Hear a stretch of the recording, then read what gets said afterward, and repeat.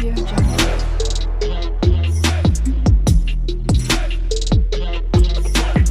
Audio Jungle. అందరికీ నమస్కారం. విధేయత, ద్రోహం, ప్రచండమైన ఆగ్రహం, చివరికి విముక్తి. అబ్బా, ఆలోచిస్తుంటేనే అంత ఆసక్తిగా ఉందో కదా. ఇవన్నీ ఒకే కథలో ఇమిడి ఉన్నాయి. ఈరోజు మనం సరిగ్గా అలాంటి ఒక శక్తివంతమైన, చాలా సంక్లిష్టమైన దేవత రేణుకా ఎల్లమ్మ గారి గురించి తెలుసుకోబోతున్నాం. బహుశా ఈ పేరెంటకు ముందు వినని వాళ్లకి, లేదా ఆమె కథ గురించి ఇంకాస్త లోతుగా తెలుసుకోవాలనుకునే వాళ్లందరికీ ఇదొక చక్కటి పరిచయంలా ఉండబోతోంది. అంతా బాగానే ఉంది కాని, అన్యాయంగా నిందలు మోసిన ఒక రాణి ఈరోజు లక్షలాది మంది పూజించే దేవతగా ఎలా మారింది? అసలిది ఎలా సాధ్యం? ఈ ఒక్క ప్రశ్నలోనే ఆమె కథ మొత్తం ఉంది. ఈ అద్భుతమైన ప్రయాణమే ఆమె కథకు జీవం పోసింది. సరే, మరి మొదలు పెడదాం. ముందుగా అసలు రేణుక ఎల్లమ్మ ఎవరు? ఆమె కథ ఎందుకు తరతరాలుగా ప్రజలను ఇంతలా ఆకర్షిస్తోందో ఒక్కసారి చూద్దాం. ఆమెను కేవలం ఒక పురాణ పాత్రలా చూడలేం. ఆమె అంతకంటే చాలా ఎక్కువ. ఆమె ధైర్యానికి, అవసరమైనప్పుడు చూపించే ప్రచండమైన ఆగ్రహానికి, ఆ తర్వాత పొందే అంతిమ విముక్తికి ఒక సజీవ ప్రతీక. ముఖ్యంగా దక్షిణ మరియు పశ్చిమ భారతదేశంలో చూస్తే రేణుక ఎల్లమ్మను ఒక శక్తివంతమైన జానపద దేవతగా కొలుస్తారు. ఎందుకంటే ఆమెలో అంతులేని రక్షణ శక్తి ఉందని భక్తులు ప్రగాఢంగా నమ్ముతారు. ఇప్పుడు అసలు కథలోకి వెళదాం. ఆమె దైవిక గుర్తింపు వెనకున్న ఆ ప్రధాన పురాణ కథను వీలైనంత సులభంగా అర్థం చేసుకునే ప్రయత్నం చేద్దాం. ఇది చాలా ముఖ్యం. ఈ కథ ఒక అద్భుతంతో మొదలవుతుంది. రేణుక తన భర్త జమదగ్ని మహర్షి పట్ల ఎంత పవిత్రమైన భక్తిని కలిగి ఉండేదంటే, తను కాల్చని పచ్చి మట్టికుండలో కూడా నీటిని తీసుకురాగలిగేది. ఇదే ఆమె పవిత్రతకు, ఆమెకున్న అసాధారణమైన శక్తికి ఒక నిదర్శనమన్నమాట. కాని ఒకరోజో, ఒకే ఒక క్షణం అంతా తలక్రిందులైంది. నదిలో ఒక గంధర్వుడి ప్రతిబింబాన్ని చూసి ఆమె మనసు ఒక్క క్షణంపాటు చలించింది, అంతే. ఆ చిన్న పరధ్యానం చాలు ఆమె శక్తిని మొత్తం హరించేసింది. పచ్చిమట్టి కుండ నీళ్లలో కరిగిపోయింది. దీని పర్యవసానం ఏంటో తెలుసా? ఆమె భర్త జమదగ్ని ప్రచండమైన ఆగ్రహం. ఇక్కడే కథలోకి మరొక ముఖ్యమైన వ్యక్తి వస్తాడు. అతనే పరశురాముడు, రేణుకా జమదగ్నిల కుమారుడు, సాక్షాత్తు విష్ణుమూర్తి అవతారం. తండ్రి ఆజ్ఞను పాటించడమే తన పరమధర్మంగా భావించేవాడు.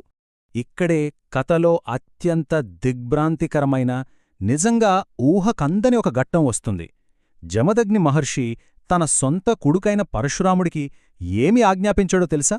నీ కన్న తల్లి తలని నరికివెయ్యని. ఒక్క క్షణం ఆలోచించండి.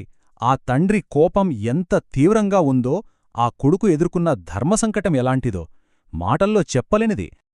కాని ఇక్కడే కథ ఒక అద్భుతమైన మలుపు తీసుకుంటుంది. తండ్రి ఆజ్ఞను పాటించినందుకు పరశురాముడికి ఒక వరం లభిస్తుంది. అతను ఏమాత్రం ఆలోచించకుండా ఆ వరాన్ని ఉపయోగించి తన తల్లిని తిరిగి బ్రతికించమని కోరుకుంటాడు. అలా రేణుక మళ్లీ ప్రాణం పోసుకుంటుంది. కాని ఒక లోతైన మార్పుతో. సరే, పురాణం అద్భుతంగా ఉంది. మరి ఈ కథకు ఏమైనా చారిత్రక ఆధారాలున్నాయా? అసలీ కథ ఎక్కడ మొదలైంది? ఇప్పుడు మనం 3వ భాగంలో ఈ చారిత్రక మూలాలను వెలికితీసే ప్రయత్నం చేద్దాం. ఈ కాలక్రమం చూస్తే మనకొక స్పష్టత వస్తుంది. 9వ శతాబ్దంలో డెక్కన్ ప్రాంతంలో స్థానిక దేవతల ఆరాధన గురించి మొదటిసారి శాసనాలు దొరికాయి. ఇక 12వ శతాబ్దానికొచ్చేసరికి పురాణ సాహిత్యం రేణుకా వంటి జానపద దేవతలను ప్రధాన హిందూ దేవతల్లో చేర్చడం మొదలుపెట్టింది. ఆ తర్వాత 15వ శతాబ్దం నాటికి ఆమెకు పెద్ద పెద్ద దేవాలయాలు నిర్మించబడ్డాయి. అలా ఆమె ఒక ప్రాథమిక దేవతగా స్థిరపడింది. మరి చరిత్రకారులు ఈ పురాణంలోని అంశాలను ఎలా చూస్తారో చూడండి. తల నరకడం, మళ్లీ బ్రతికించడం, ఇది జానపద సంప్రదాయాల్లో కనిపించే వ్యవసాయ చక్రాలను, అంటే మరణం, పునర్జన్మలను సూచిస్తుందనంటారు. ఇక ఆమెకున్న దైవిక శక్తులు బహుశా అప్పట్లో ఉన్న శక్తివంతమైన మహిళా నాయకులను దైవంగా భావించడాన్ని సూచిస్తాయి. పరశురాముడితో సంబంధమనేది ప్రాంతీయ దేవతలను పెద్దవైన అఖిల భారత పురాణ కథలతో కలపడానికి జరిగిన ఒక ప్రయత్నమన్నమాట. ఓకే, కథ తెలుసుకున్నాం, చరిత్ర చూశాం. ఇప్పుడు ఆరాధన ఎలా చేస్తారో, మన 4వ భాగంలో భక్తులు ఈ దేవతతో నేడు ఎలా మమేకమవుతున్నారో కొన్ని ఆచారాల ద్వారా చూద్దాం. రేణుక ఎల్లమ్మ పట్ల భక్తి అనేది కొన్ని ప్రత్యేకమైన, ఉత్సాహభరితమైన ఆచారాల రూపంలో వ్యక్తమవుతుంది. ఇవి తరతరాలుగా కొనసాగుతూ వస్తున్నాయి. ఇప్పుడు మనం అందులో కొన్నింటి గురించి మాట్లాడుకుందాం. మొదటిది చాలా సాధారణంగా అనిపించినా దీనిలో చాలా లోతైన అర్థముంది. అదే బెల్లం మరియు వేప సమర్పణ.